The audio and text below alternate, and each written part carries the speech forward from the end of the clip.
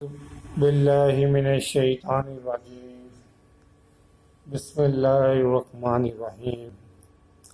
غیبت کے وبال سے بچنے کا طریقہ۔ غیبت کرنا زنا کرنے سے بدتر ہے۔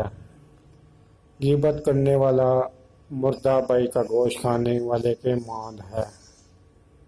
غیبت کرنے والے کو قیامت کے دن غیبت کے بدلے اپنی نیکیاں دینی ہوں گی۔ غیبت کرنے والا جہنم میں اپنے ناخنوں سے اپنے چہرے اور سینے کو نوچے گا۔ ہم غیبت کرنے اور غیبت سننے سے بچنے کا اہتمام کریں۔ اگر دفتر، گھر، تقریب یا مجلس میں کوئی غیبت کر رہا ہو تو اسے پیار سے اسے سمجھائیے۔ اگر وہ باہر نہ آئے تو اسے مجلس اور جگہ کو ہی چھوڑ دیں۔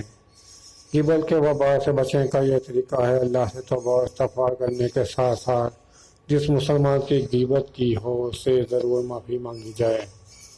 اگر معافی مانگنا ممکن نہ ہو تو اس کے لیے خوب دعائے خیر اور صالح ثواب کیا جائے۔ غیبت کے وبال سے بچنے اور معافی مانگنے کے لیے اس پوسٹ بالحسود افضل الفاظ کو اپنی آواز پر شیئر کریں۔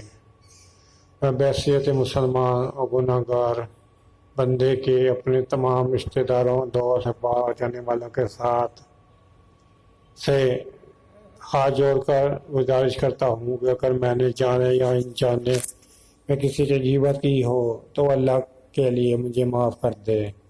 میں بھی ان تمام لوگوں کو اللہ کے لیے معاف کرتا ہوں جنہوں نے کسی موقع پر میری غیبت کی ہو۔ اللہ سبحانہ و تعالی ہم سب کو معاف فرمائے، آمین۔ اگر آپ کو میری یہ یوٹیوب کی ویڈیو اچھی لگی ہے تو اس کو لائک کریں، شیئر کریں۔ میرے یوٹیوب چینل جاسم کو سبسکرائب کریں۔ شکریہ۔